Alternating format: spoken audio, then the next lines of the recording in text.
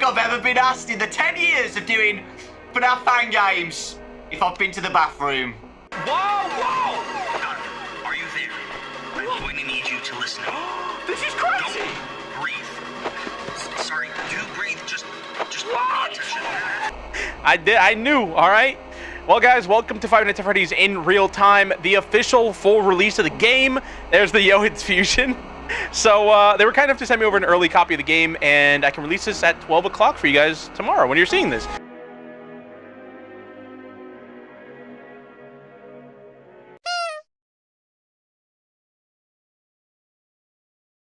FNAF fan games are really cool for a lot of aspects. Gameplay, story, visuals, concepts, music, etc, etc. We all know that by now. However, what makes these fan games so good is often or not, the creator or creators behind these fan games have a lot of passion put into the fan games. They feel inspired and creative. They put soul into these fan games. However, what happens when a fan game lacks any true passion or soul? What happens when a fan game merely exists just to be a straight up industry plant? Well, when those happen, you pretty much get...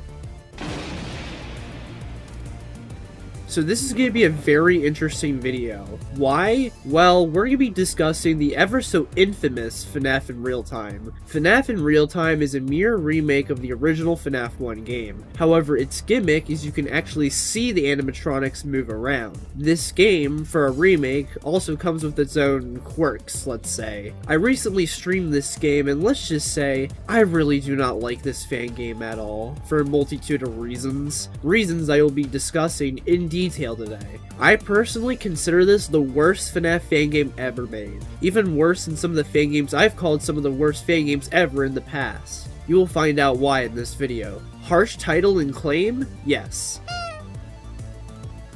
My honest thoughts of it though? Also yes. Before we begin, be sure to subscribe down below and turn on the notification bell. Totally optional, but it'd be appreciated if you did. Without further ado, let's take a look at what is truly, in my opinion, the worst Five Nights at Freddy's fan game of all time.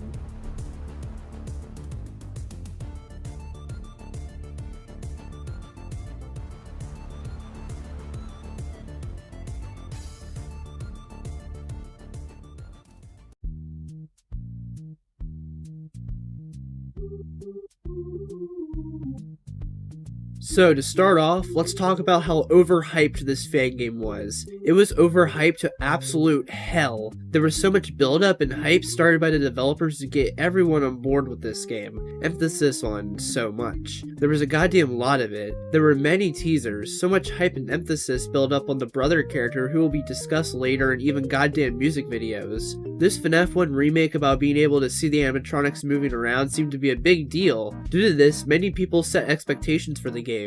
And so, when the game was released, yeah, a lot of people who played it were disappointed, for various reasons. Those reasons are a lot of mine, which I shall explain. Now, I'm gonna admit something here, and something that probably some people would admit or think. The concept for this game from the get-go was inherently flawed. Why is that? Well, the main gimmick of this game, yet again, is FNAF 1, but you can see the animatronics actually move. Already, that goes against what FNAF 1 was all about. FNAF 1 is a classic game that is loved by many people, but still has its people that don't like it. However, one thing that is typically agreed on by everyone, regardless what you think of the game, is that the horror was perfect. One of the reasons why was because of the fact you could not see the animatronics move around. They looked like silent statues in the cameras, giving the illusion of mystery on why and how they're moving. If you're able to see the animatronics move, it just ruins the mysterious factor from the animatronics, which ultimately made them and the original game of FNAF 1 scary. Now, Help Wanted has you able to see the animatronics move in the FNAF 1 levels, however, that is a VR game. The immersion and approach is meant to be a different type of horror, which works for that game. Real Time, though, is not going for that. It is meant to be a dead-on remake of the original FNAF 1 game.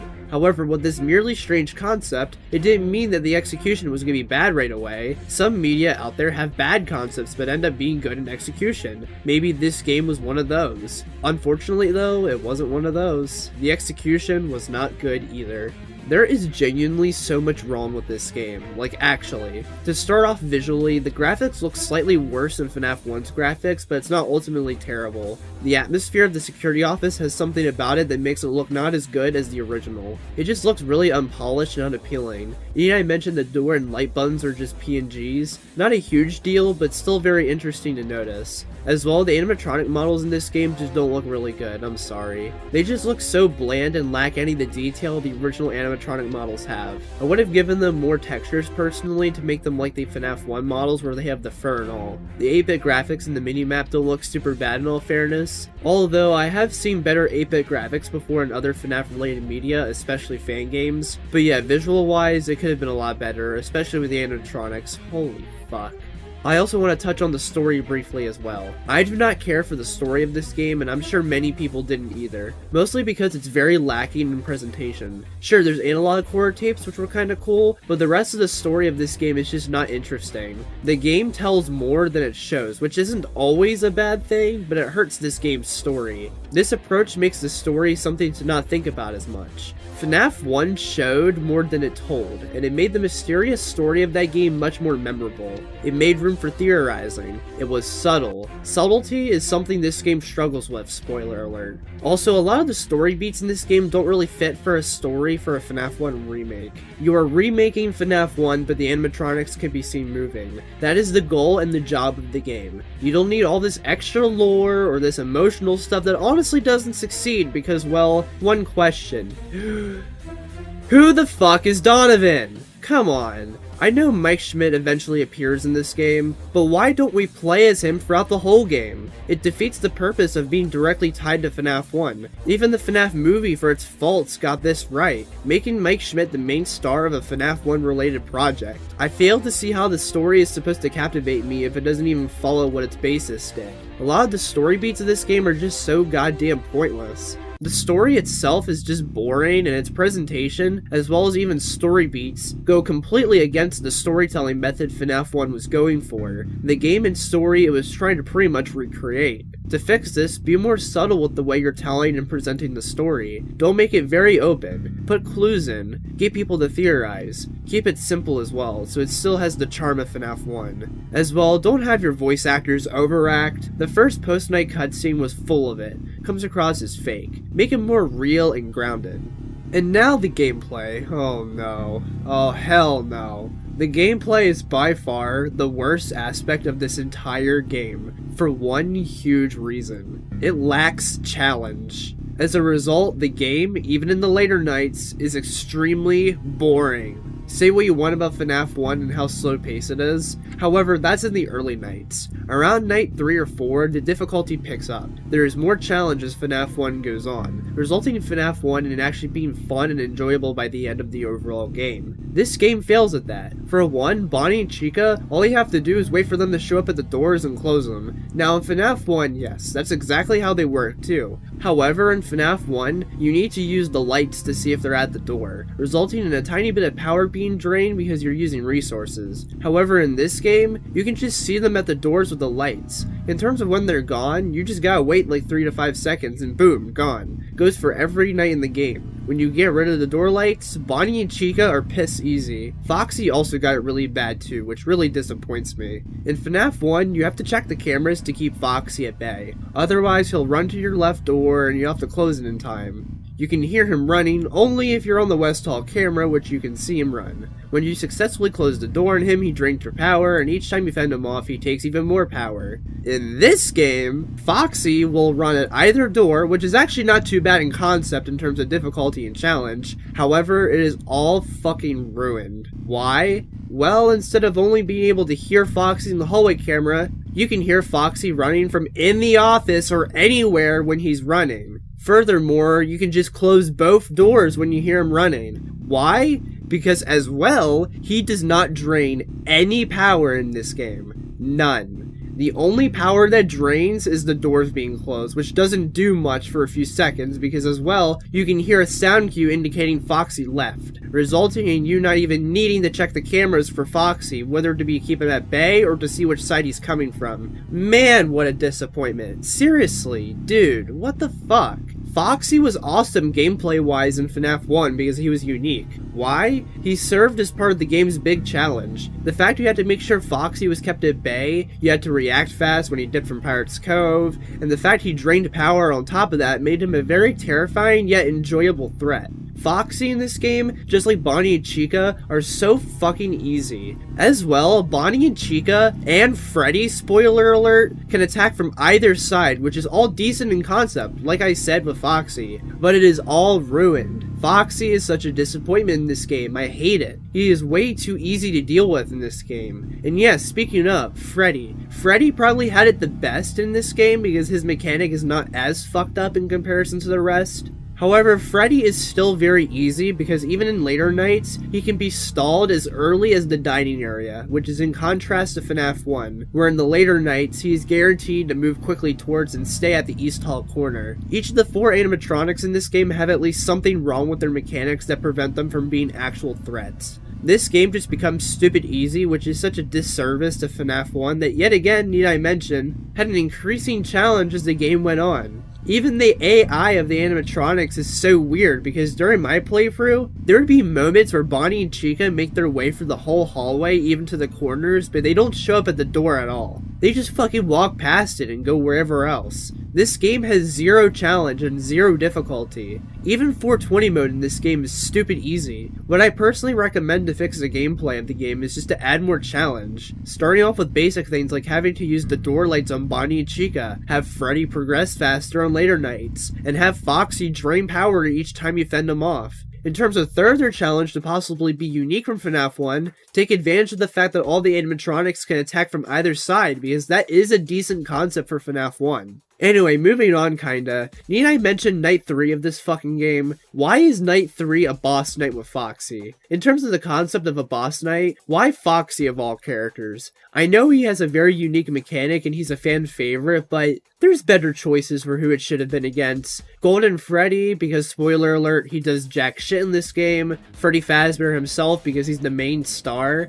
Or hell, dare I even say, Brother, because spoiler alert as well, he also does jack shit in this game, which is something really bad about him, specifically, which I'll get into later. Also, why Night 3 for a boss night? Why not Night 5? Because, you know, 5 Nights at Freddy's? Night 3 is such a weird spot for a boss night, and the only boss night of the game, too. And now talking about the boss night itself, I do not like it at all. I despise it. This boss night is so obnoxious. Everything about it. Foxy's AI, the fact you can see him at the doors before he attacks, similar to Bonnie and Chica, the stupid boss music, it's so stupid. It lacks subtlety and care. This night just gives me the feelings that it's trying to be fucking FNAF TikTok clip skibbity toilet brain rot shit. Again, it's obnoxious. It goes completely against FNAF 1, the game it's trying to remake. FNAF 1 had subtlety to it. This game doesn't. It's so bombastic for no true reason. How do I fix this problem with the game? What is my constructive advice? Just don't have a night like this in the game. Just don't. It goes against FNAF 1 with how the boss night actually goes. It's in such a weird spot during the game, and the character you're going against makes no sense to center a boss fight around. And yeah. Well, talking about Night 3 and its lack of subtlety brings me on to my next point. The horror in this game is absolutely botched. Okay, listen, regardless of what you think of FNAF 1, one thing is agreed on about this game by pretty much everybody. That being the horror in this game is perfect. The atmosphere was really mysterious and good. The animatronics were well handled. The story was mysteriously placed in. It was all great. This fucking game, though, ruins it entirely. The biggest example being how the animatronics are handled horror-wise. The animatronics in this game are not scary. Their animations are decently animated, but the facial expressions and how they look in the cameras, oh my god. Often or not, they look so goddamn comically stupid and silly that it genuinely hurts the horror of this game. I am not scared by these animatronics. I am laughing. That is not a good thing for this game. They also look so obvious in the cameras too. In FNAF 1, what made them more creepy in the cameras were that they were kind of obscured. There were shadows and lighting that made them not stand out as much in the cameras, but you could still see they were there. This game doesn't have any of that. Also, the jump scares in this game are so fucking stupid. At least Chica and Foxy's. Chica becomes a goddamn helicopter, and Foxy, oh my god, Foxy. At least when he's putting down the cameras. Why is this shit in the game? Seriously. If this was for a parody FNAF fan game, which there are plenty of, I think these jump scares, how the animatronics look in the cameras, and even the Night 3 Foxy boss fight would actually work in the game's favor heavily. However, this is still trying to be a horror game. This is still trying to be scary. I'm sorry, but it fails so heavily. It's too stupid and obnoxious. I can't take it seriously. This game lacks direction big time. The game tries to be scary, but it tries to be stupid and funny. Pick one. Fucking pick one. They obviously picked horror because they're trying to directly remake FNAF 1, so stick to it. If you're truly going for more horror, understand what FNAF 1 truly did with its atmosphere and how it used the animatronics. Take advantage of it. Give more lighting and shadows in the cameras for the animatronics to make them look more mysterious. Just focus more on the atmosphere and horror. Seriously, why does Bonnie look at the security camera directly as he's leaving the room? It's so stupid. Here's some other oddities in this game that make no goddamn sense and hinder the game for me a little bit. The minimap is so pointless. Just take me to the nights. Why does the safe room have a camera? It goes against the established lore in the FNAF games with the safe rooms. They're hidden rooms. Keep it hidden. Why does the kitchen camera work? The fact it didn't work in FNAF 1, you had to use audio cues, made it much more interesting and mysterious. One thing I will say is the concept for a 6-hour mode is decent, but it fumbles because of the already boring gameplay of the game. Finally, for oddities, which will lead to my final big point, why is Golden Freddy just a small kitchen Easter egg in this game? He was an Easter egg in FNAF 1 too, but he was still very interesting in that game because he still attacked and killed you. He crashed your game. His death screen and jump scare sound are iconic. He's mysterious and vibes, and just why get rid of that? That made FNAF 1 so special. The fact Golden Freddy got shafted makes me wonder one final thing about this game. Why the fuck was Brother in this game? Why? In a FNAF 1 remake, why is this dude in the game? As well, he doesn't even do much and he's supposed to be a major character. He was marketed and promoted as such before the game's release. He's the signature character of this game and he only gets a little bit of screen time. It's Vanny from Security Breach all over again. Where is the screen time? The addition of Brother is such a baffling choice. He didn't need to be in this game, especially if he wasn't going to do much. Personally, I would not have him in the game. However, if he truly needed to be, he needed to do more. Give him his own boss night instead of Foxy. Have his non-existent gameplay mechanic be the hardest out of them all. Give him more to do. He's not even threatening, which also sucks. I'm just gonna fucking say it. This game is an industry plant through and through. Whether that be the TikTok boss night with Foxy, the addition of Brother, the stupid jump scares and camera facial expressions, the mere gimmick and concept of being able to see the animatronics move, this game was only made for clout and attention. And honestly, that is such a huge disservice to FNAF 1. It's disrespectful and insulting to FNAF 1. FNAF 1 was the game that started it all and pretty much did a great job in what it set out to do. To take the game that started everything with this franchise, then make it into a fucking goofy ass game? No. That sucks hard, and I really do not like this game for that. This game lacks respect for FNAF 1. And honestly, that is why this game is the worst FNAF fan game for me. FNAF in Real Time is not a good game. It sucks. I don't like it, and a lot of people don't like it. However, there are people who do, which is fine, opinion respected. However, I do ask, did you actually play the game? It is noticeable that a decent amount of people who like the game only watched people play it and didn't play it themselves. They see people like Dawko and 8-Bit Ryan who pretty much glaze anything FNAF and think it's a masterpiece because of their unnecessary praise. No disrespect to those two, by the way, I love Dawko and 8-Bit Ryan. However, my argument is that a lot of people who say they like this game haven't actually played it. Please play the game to form your opinion. Do that for any game. That's the point of a video game. FNAF in Real Time is the worst FNAF fan game of all time, in my opinion, because of the reasons why it was made, and pretty much everything in the game that goes completely against the original Five Nights at Freddy's. What a complete disservice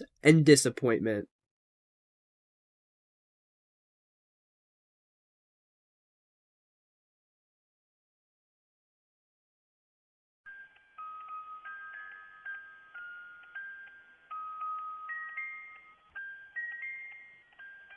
Another main reason FNAF in Real Time for me is the worst fan game is because of how much of a precedent this game can set for other and future FNAF fan games. As we've established, In Real Time is simply an industry plant. It was only made to get clout. It was not made with genuine passion at all. For a FNAF fan game, that is worrying. When it comes to FNAF fan games, the reason why a lot of them are beloved by many people and are usually good points of discussion is because a lot of them have passion and heart put into them. Hard work and effort was put into a lot of the fan games that exist, no matter what you personally think of the fan game when it comes to quality. Passion is important to FNAF fan games, always has been, and it should be. That's why when it comes to In Real Time, I get worried FNAF fan games will cease to lack passion and will just continue to be made for YouTube bait and clout. If games like these keep releasing and getting more attention, then soon this may become the norm for FNAF fan games.